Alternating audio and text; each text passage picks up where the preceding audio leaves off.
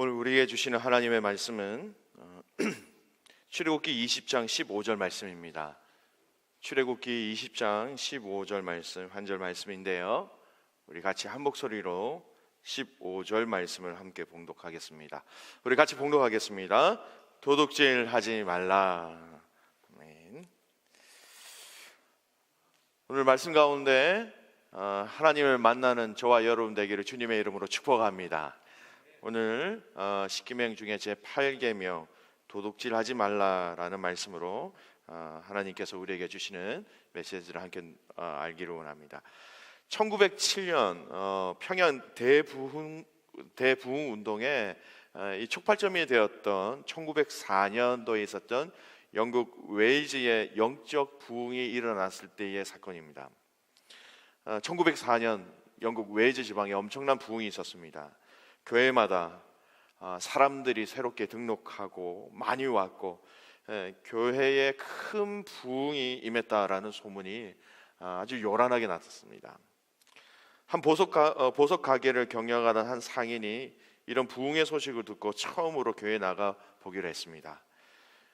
그런데 막상 나가 보니까 들려온 소식과는 달리 교인들이 좀 예배 시간에 좀 격한 감정으로 기도하고 우는 것 외에는 크게 감동받을 만한 것이 별로 없었나 봅니다. 그래서 이렇게 요란한 소리보다는 실제적으로는 별것 아니구나 그렇게 생각했고, 그는 그냥 이것이 기독교인들의 그런 요란한 감정의 잔치다 이렇게 생각하면서 다시 교회에 나가는 것을 그만두었다고 합니다. 그런데 며칠 후에 한 젊은이가 그 보석 가게로 오더니 자기가 이 보석 가게에서 보석을 훔친 일이 있다고 그 보석을 내어놓으면서 용서를 구했다고 합니다. 어떻게 이런 결심을 하게 되었느냐라고 물었더니 부흥의 이 시대에 또 하나님께서 나에게 성령께서 임하셔서 회개하게 하셨고, 또 그 회개하는 과정 속에 하나님이 직접 이 물건을, 이 보석을 주인에게 돌려주어라 라는 마음을 강하게 주셨기 때문에 오늘 순종하는 마음으로 이 보석을 돌려드립니다.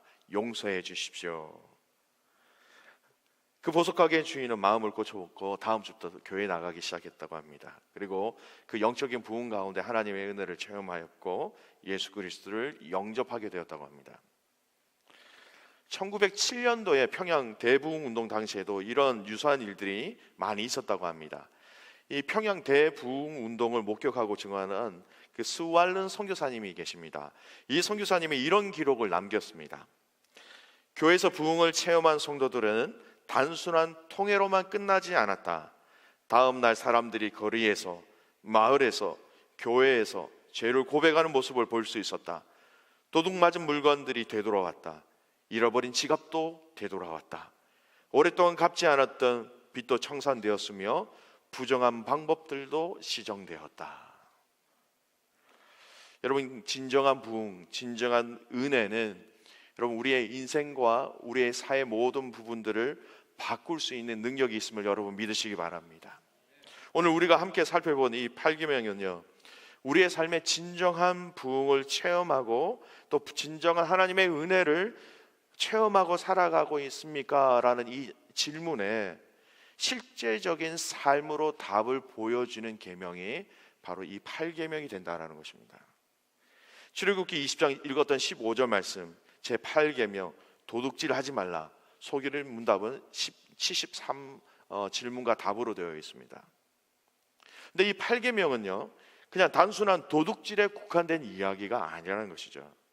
남의 것을 남몰래 살짝 가져오거나 빼앗아 오는 것뿐만 아니라 거짓이나 속임수 또는 관계를 통해서 남의 재산을 빼앗는 것을 금하고 있다, 그렇게 보는 것이 정상적입니다. 예를 들어서 어떤 무게를 속인다든지 기준, 그런 것들을 속이는 것도 다 여기에 포함됩니다. 성경에 여러 군데 그분들을 찾아볼 수 있지만 아모스 8장 4절 말씀이 이렇게 얘기합니다. 가난한 자를 삼키며 땅에 힘없는 자를 망하게 하려는 자들아, 이 말을 들으라. 아모스가 주로 이야기하는 대상은 이스라엘의 방백들, 고위 관리들, 지배자들입니다.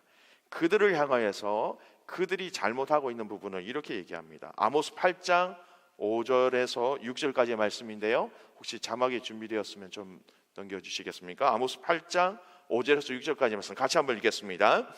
너희가 이르기를 월삭이 언제 지나서 우리가 곡식을 팔며 안식일이 언제 지나서 우리가 밀을 내게 할고 에바를 작게 하고 세계를 크게 하여 거짓 저울로 속이며 은으로 힘없는 자를 사며 신 한 켤레로 가난한 자를 사며 찌꺼기 밀을 팔자 하는도다. 에바를 작게 하고 세계를 크게 한다라는 것은 우리말로 표현한다면, 우리의 단위로 얘기한다면 저울에 눈금을 속이고 대나 말을 작게 하거나 크게 한다라는 그런 의미입니다. 즉 남의 물건을 살 때는 되를 크게 해서 양을 이렇게 불려서 더 많이 가지고 오는 것이고, 남에게 팔 때는 이 되를 작게 만들어서 이익을 남기는 방법, 이미 이것은 모세가 율법을 통해서 금지한 이야기입니다. 여러분, 이 8계명을 통해서 결국 하나님이 우리에게 원하시고 계시는 부분이 있다라는 겁니다. 단순한 도둑질이 아닌 이 8계명에 들어가 있는 이 도둑질 하지 말라라는 것은요, 우리가 이 재물과 또 우리에게 이 물질과 또 우리가 가지고 있는 탐심과 결국 이것이 어느 영역까지 확장되어지느냐, 단순한 도둑질이 아닌 하나님을 경배하고 하나님을 신뢰하는 영역까지 이어진다라는 것입니다. 오늘 그 마지막 부분은 설교의 마지막 부분에 저희들이 확인할 것입니다. 이 소요리 74문, 이 8계명을 통해서 하나님께서 우리에게 요구하시는 부분이 있습니다. 여러분, 제가 질문을 하면요 답을 해주시기 바랍니다. 8계명에서 요구하는 것은 무엇입니까?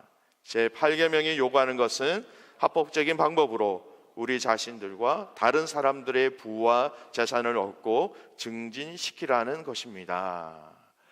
여러분, 이 8계명, 도둑질 하지 말라라는 이 부분들이 어떻게 보면 극히 나 개인을 향하여서 나에게만 해당되는 말씀인 것처럼 보이는데요, 내 자신이 뿐만 아니라 다른 사람의 부와 재산을 얻고 증진시키라라는 실천적인 요구사항이 있다는 것입니다.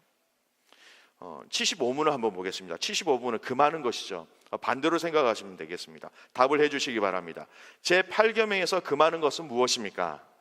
제8계명이 금하는 것은 무엇인지 우리 자신이나 이웃의 부와 재산을 부당하게 저해하거나 저해야 할 소지가 있는 일입니다. 나뿐만 아니라 이웃의 부와 재산을 부당하게 저해하거나 저해야 할 소지가 있는 일들은 하면 안 된다라고 얘기하고 있습니다. 이 74문 요구하는 것과 75문 금지하는 이 부분들은 아주 더 풀어서 쉽게 설명하자면 하나님이 기뻐하시는 방법으로 돈을 벌고 돈을 쓰라라는 말입니다. 오늘 이 8계명에 관한 이 소교리 문답은 우리 자신뿐만 아니라 이웃의 부와 재산에 대해서도 함께 생각해야 한다, 그렇게 성경은 말씀하고 계신 것입니다. 지극히 개인주의적인 말씀이기도 하지만 개인적인 말씀이 아니라 공동체를 향한 하나님의 말씀이다라는 것입니다. 오늘 이 소교리 질문과 답을 통해서 이 8계명을 좀 더 잘 이해하기 위해서는요, 우리는 성경에 이야기하고 있는 이 재물 또는 소유, 또 물질, 욕심이 무엇인가라는 부분들을 말씀의 구절들을 몇 가지 찾아보면서 이 8계명의 의미를 좀 더 살펴보기를 원합니다. 이 성경을 통해서 이 8계명이 우리에게 무엇을 말씀하시느냐, 그 근원적인 의미는요, 신약 성경 에베소서 4장 28절에서 이 8계명 온전한 적용에 대한 부분들을 우리가 살펴볼 수 있습니다. 여러분, 에베소서 4장 28절 말씀 한번 읽었으면 좋겠습니다. 함께 읽겠습니다. 도둑질을 하는 자는 다시 도둑질하지 말고 돌이켜 가난한 자에게 구제할 수 있도록 자기 손으로 수고하여 선한 일을 하라. 여러분, 이 에베소서 4장 28절 말씀을 좀 머릿속에서 조금 그림을 계속 가지고 계셨으면 좋겠어요. 도둑질을 하는 자는 도둑질을 하지 말고 돌이켜 가난한 자에게 구제할 수 있도록 자기 손으로 수고하여 선한 일을 하라. 사도 바울은 도둑질을 하는 사람에게 결국 구제하라고 말씀하고 계십니다. 그때 그는 더 이상 남의 것을 훔치는 자, 빼앗는 자가 아닌 자신의 것을 나누어 주는 자가 된다는 것입니다. 이 8계명을 실천하는 데 있어서 긍정적인 삶의 행동은 도둑질하지 말라라는 이 계명이 결국 가난한 자를 구제하라는 실체적인 부분으로 더 구체적으로 말씀하고 있다는 것입니다. 도둑질하지 말라라는 이 계명을 더 적극적으로 근원적으로 돌이켜 지키는 방법을 성경은 가난한 자를 구제하라라는 말씀입니다. 이 말씀의 근거들을 몇 군데의 말씀을 통해서 좀 살펴보았으면 좋겠습니다. 도둑질하지 않기 위해서 성경의 전체적인 큰 스펙트럼이 우리에게 말씀하고 있는, 그렇게 요구하시는 것이 무엇인가? 첫 번째, 성경은 도둑질하지 않기 위해서 우리가 열심히 일을 해야 한다라고 가르쳐주고 계십니다. 읽었던 4장 28절 말씀에 도둑질하는 자는 다시 도둑질하지 말고 돌이켜 가난한 자에게 구제할 수 있도록 자기 손으로 수고하여 선한 일을 하라라고 얘기합니다. 재산을 모으든지 실력을 쌓든지 아니면 명성을 얻든지 간에 이 모든 것은 일의 소산의 노력의 결과이지 도둑질한 것의 결과가 되어서는 안 된다고 말씀하고 계십니다. 열심히 땀을 흘려서 일을 해야 한다는 것입니다. 아마 열심히 땀 흘려 일하지 않고 재산을 더 많이 늘리려고 하거나 더 많은 실력이 있는 것처럼 보이고자 한다면 필연적으로 여러분 도둑질할 수밖에 없습니다. 여러분 물건을 만들 때도 마찬가지입니다. 좀 더 많은 돈을 벌기 위해서 충분히 노력하거나 정성을 들이지 않고 물건을 만들 수 있습니다. 결국 불량품만 만들면 이 생산률도 떨어지고 그러면 장사가 되지 않을 것이 뻔한데도 불구하고 불량품을 만들어냅니다. 참 일한다는 것이 여러분 고통스럽습니다. 그래서 아담과 하와가 불순종 후에 하나님이 주신 벌이 땀 흘려서 일해야 한다라는 것이었습니다. 그래서 사실 일한다는 것은 여러분 벌이 아닙니다. 오히려 하나님께서 에덴 동산을 만드시고 나서 하나님이 축복하시면서 이 동산을 가꾸고 지키라고 하셨는데 이것은 노동에 대한 명령입니다. 그런데 이 노동이 우리의 삶에 있어서 괴로워진 이유는 불순종의 결과이기 때문입니다. 실컷 일해도 그만큼 결과를 얻지 못하고 일이 즐겁기보다는 괴로움이 더 이렇게 따르는 것은 여러분 죄의 결과 때문이지 노동이 가지고 있는 그 노동 자체 때문은 아니라는 것입니다. 어떻게 보면 역설적인 것이 같은 일을 하더라도 먹고 살기 위해서 하는 일이 더 괴롭다라는 말입니다. 두 번째, 이 의미를 우리가 좀 더 살펴보기 위해서는 빌립보서 4장 11절 말씀, 도둑질을 하지 않으려면 결국 이 빌립보서 4장 11절 말씀이 우리에게 이야기하고 있는 스스로 만족하는 삶을 우리가 인정하고 하나님 때문에 만족을 우리가 누릴 수 있어야 한다는 것입니다. 이렇게 얘기합니다. 어떤 형편이든지 내가 자족하기를 배웠다. 사도 바울은 그렇게 얘기합니다. 비천에 처할 줄도 알고 풍부에 처할 줄도 알아서 배고픔과 궁핍과 모든 것을 견뎌낼 수 있는 일체의 비결을 배웠다 얘기합니다. 여러분 자족한다는 것이 여러분 무슨 말입니까? 어떤 상황에 처하든지 그 상황을 하나님이 주신 줄을 알고 만족하는 것입니다. 만족하지 못할 때 그 상황을 극복하려는 마음이 생길 수 있는데 여러분 이 마음은 자신의 능력 안에서 이루어진다면 그것은 굉장히 생산적인 일입니다. 어떤 경우는 완전히 자신의 상태에 만족하는 것보다 어느 정도는 자신에게 불만을 갖는 것, 그것이 발전할 수 있는 길일 수도 있습니다. 만약 이것이 없다면 예를 들어서 사업하시는 분이 상황에 완전히 만족해서 선한 방법으로 좀 더 많은 이익을 거두려고 하지 않는다면 여러분 사업은 결코 발전하지 않을 것이고 마침내 문을 닫을 수도 있습니다. 어느 정도의 목표가 설정되어 있어야 하고 어느 정도 현재 상태보다는 좀 더 나은 것을 좀 추구하고자 하는 그런 노력이 있어야 합니다. 여기서 자족을 이야기하는 것은 이런 것조차 하지 말라라는 그런 의미가 아닙니다. 여러분 바울이 가르치는 이 자족의 의미, 이 두 가지는 전혀 다른 상황 속에서의 자족이라는 것입니다. 하나는 빈곤한 상황입니다. 바울은 전도 여행을 다니면서 옥에 갇히기도 했고 매를 맞기도 하면서 쫓겨나기도 했습니다. 이런 상황 속에서도 불만스럽게 생각하지 않고 만족할 수 있었다. 그것이 바로 자족이라는 것입니다. 감옥에 갇힌 사람이 그 상황을 만족하지 않는다면 여러분 감옥에서 나가려고 할 것이고 탈옥이라도 시도하게 될 것입니다. 그런데 그런 태도를 취하지 않고 그런 상황조차 하나님이 주신 줄 알고 만족했다라는 뜻입니다. 또 한 가지 경우는요, 풍부입니다. 풍부에 처할 줄도 알았다 말하고 있습니다. 여러분, 많은 것을 누릴 줄도 알았다라는 의미입니다. 여러분, 가난한 것으로만 자족한 것이 아니라 많이 주어졌을 때에도 주어진 것으로 만족할 수 있었다라고 얘기하고 있습니다.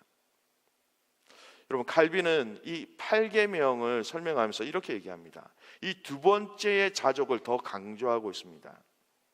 우리가 비천한 가운데서 만족할 수 있지만 부요한 가운데서 만족하는 것은 사실 더 힘든 것입니다. 왜냐하면 비천한 것은 하나님이 주신 시련이다 생각하면 견딜 수가 있는데요, 많은 것을 주셔서 또 풍부한 경우는 그것을 복으로 생각하고 만족하는 것이 아니라 거의 대부분 많은 사람들은 그 풍족한 가운데 더 많은 것을 가지려고 탐심을 품을 수 있다는 것입니다. 우리가 많이 가졌든 적게 가졌든 그 상황에 대해서 만족할 수 있어야 여러분 우리는 이 8계명을 온전히 지킬 수 있다는 것입니다. 우리의 상황에 만족하면서 우리에게 주어진 힘과 능력과 또 우리의 모든 것을 다해서 우리의 부를 늘릴 수가 있고 더 많은 노력을 해서 더 좋은 결과를 얻으려고 할 수는 있습니다. 그런데 그 과정 속에 우리에게 필요한 것이 있다면 자족하는 마음입니다. 그렇지 않다면 여러분 사람이 상하게 됩니다. 더 많은 것을 얻으려고 하고 여러분 더 많은 것을 가지려고 할 경우 항상 자신의 현재 상태에 불만을 품게 되고요, 이것은 결국 자신과 타인에게 상처를 주게 됩니다. 그래서 여러분 온전한 삶을 위해서 필요한 것이 있다. 이 8계명을 더 잘 지키기 위해서 우리에게 필요한 것이 있다면 자족이라는 것입니다. 지금까지 말씀드렸던 이 자족이라는 단어를요, 성경에서 다른 단어를 통해서 표현한다라고 얘기하면 그것은 바로 감사라는 것입니다. 감사가 있는가? 감사가 있다면 여러분 우리는 이 탐심을 조절할 수 있는 좋은 울타리 또는 좋은 핸들을 우리가 가지고 있다라는 것입니다. 또 한 가지 더 우리가 이 8계명을 또 잘 이해하기 위해서 기억해야 될 것은 도둑질 하지 말라라는 것은요, 타인의 것을 존중해야 한다라는 것입니다. 남이 가지고 있는 것을 존중해야 된다. 나의 것과 상대의 것은 구별할 수 있어야 됩니다. 도둑질 하지 말라라는 이 계명 자체가 나의 것과 너의 것에 구별이 있다는 것을 미리 전제하고 있는 내용입니다. 여러분 우리는 타인의 것과 내 것을 구별해서 존중해야 됩니다. 성경에서는요, 사유재산 제도를 인정한다고 해서 가진 사람들이 철저하게 자기 것을 주장하고 또 남에게 내놓아서는 안 된다고 가르치는 것은 아닌 것을 여러분 동시에 알아야 한다는 것입니다. 요즘 흔히 자본주의 사회에서 자기가 가진 것을 가지고 자기 마음대로 하는 것은 여러분 당연하다고 생각합니다. 당연하죠. 자본주의 사회가 절대적인 사회도 아니고 자본주의 체제가 또 하나님이 세우신 수정 불가능한 체제도 아닙니다. 우리가 여러 가지 세월과 역사 속에서 실험해 본 결과 그래도 이 체제가 개인의 재산과 인격을 보호할 수 있는 방법이고 더 많은 생산성을 얻을 수 있는 제도라고 말할 수 있습니다. 그러나 이것 자체가 하나님께서 처음부터 자본주의 제도를 주셔서 반드시 고수하라고 우리에게 주신 제도는 아닙니다. 여러분 이 자본주의 제도는 얼마든지 수용될 수 있고 이것에 불이할 때에는 부정될 수도 있습니다. 그리고 사실상 자본주의 역사는 수정되어 온 역사이기도 합니다. 사회주의가 등장하면서 사회주의의 영향을 많이 받아서 이 자본주의 내에 있는 굉장한 병폐가 역사 속에서 많이 수정되었습니다. 사회주의가 지금 몰락한 지금 특히 금융 중심의 자본주의는 여러분 큰 위기를 맞이하고 있습니다. 노동이나 기술이나 지식의 개발보다는 돈으로 또 돈을 벌어서 하고자 하는, 돈이 돈을 벌게 하는 탐심이 오늘 이 자본주의의 위기를 더욱더 자초하고 있다는 것입니다. 이 내 것과 너의 것에 대한 구별을 하면서요, 좀 더 우리는 신중하게 내 것과 너의 것에 대한 부분들을 묵상할 필요성이 있습니다.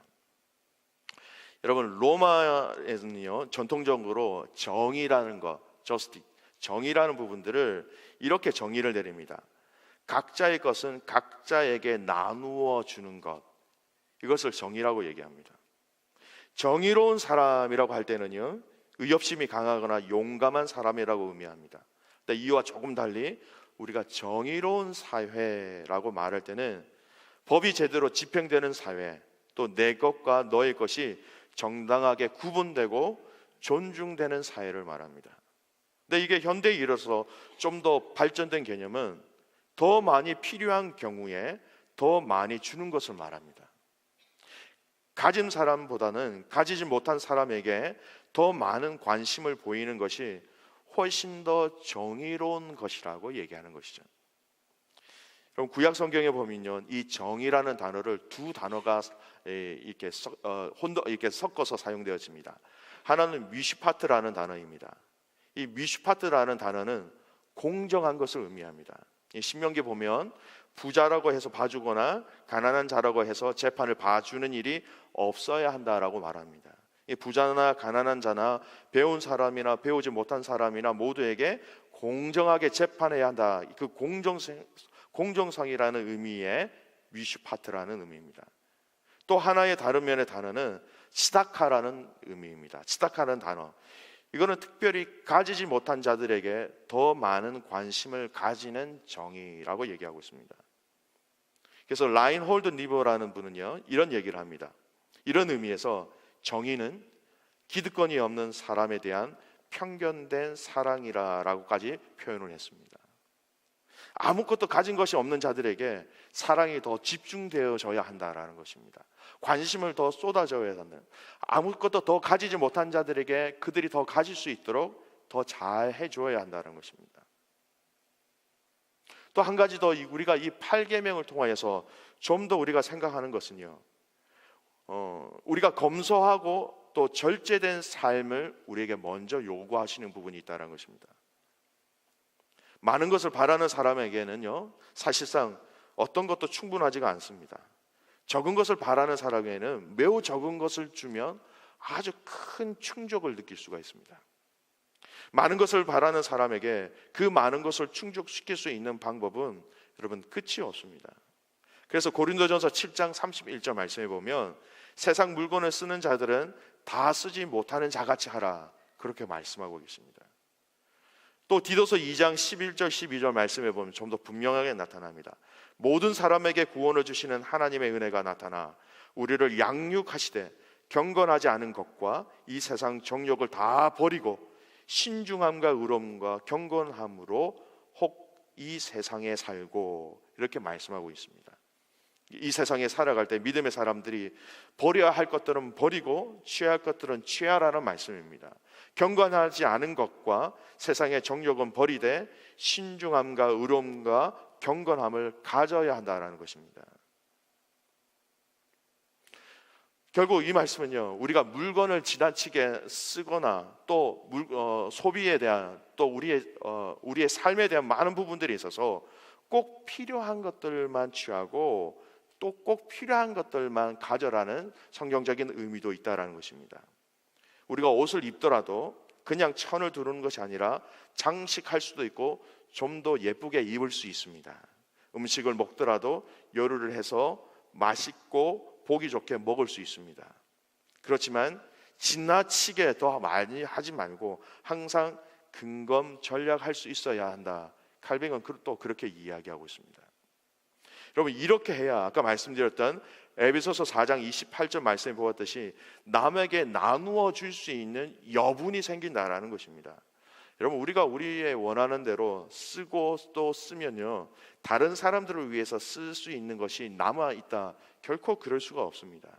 우리가 모두 다 써버리면 다른 사람들을 도울 수 있는 것이 하나도 없습니다.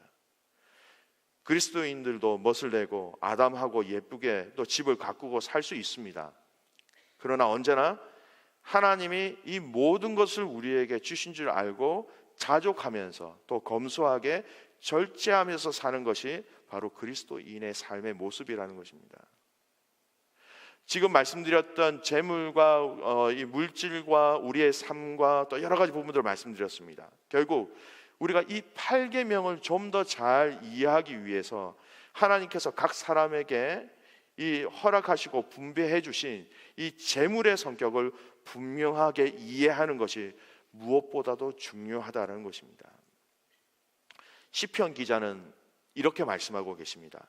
땅과 거기에 충만한 것과 세계와 그 가운데 사는 자들은 다 여호와의 것이로다. 시편 24편 1절 말씀입니다. 땅과 거기에 충만한 것과 세계와 그 가운데 사는 자들은 다 여호와의 것이다. 다 하나님의 것이다라는 것입니다.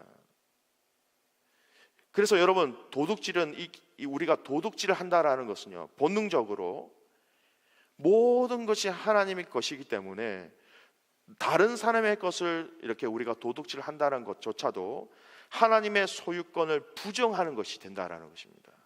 동시에 더 나아가서 하나님께서 우리 각자에게 그 은혜의 분깃을 따라 나누어 주셨다라는 그 주권적인 행위를 부정하게 된다는 겁니다. 하나님의 다른 사람이 여기에게 주셨다라는 것, 그것을 우리가 도둑질에서 올 때에 하나님이 주권적으로 나누어 주신 그 행위조차 우리가 부정한다라는 것입니다.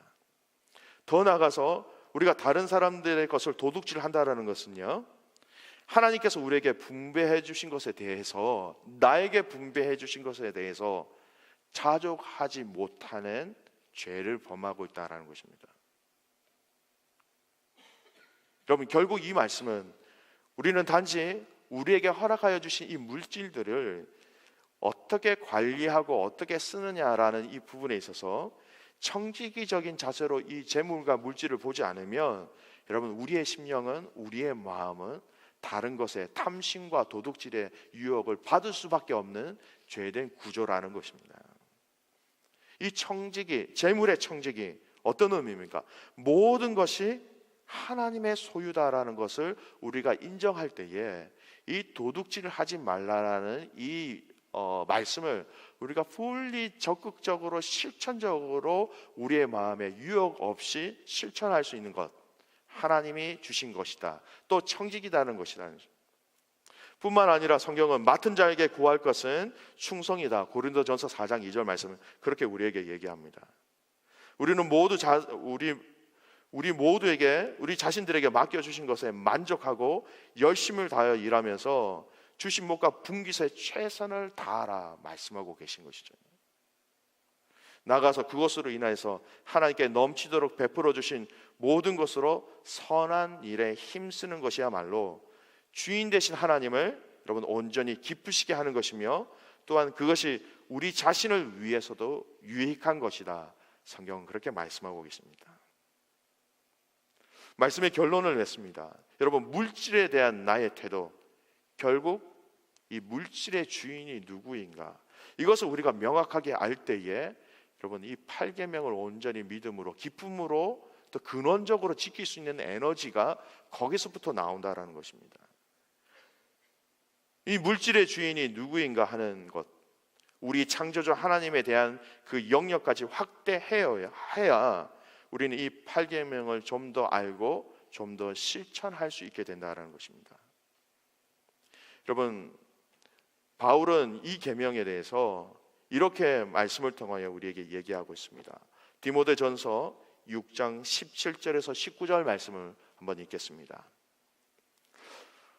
한번 같이 읽겠습니다. 내가 이 세대에서 부한 자들을 명하여 마음을 높이지 말고 정함이 없는 재물에 소망을 두지 말고 오직 우리에게 모든 것을 후히 주사 누리게 하시는 하나님께 두며 선한 사업을 많이 하고 나누어 주기를 좋아하며 너그러운 자가 되게 하라.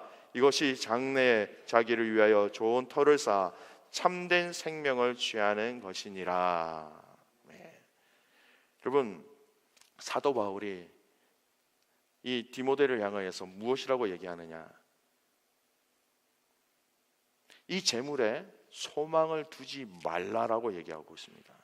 그리고 오직 우리에게 모든 것을 후히 주사 누리게 하시는 하나님께 소망을 두라라고 얘기하고 있습니다.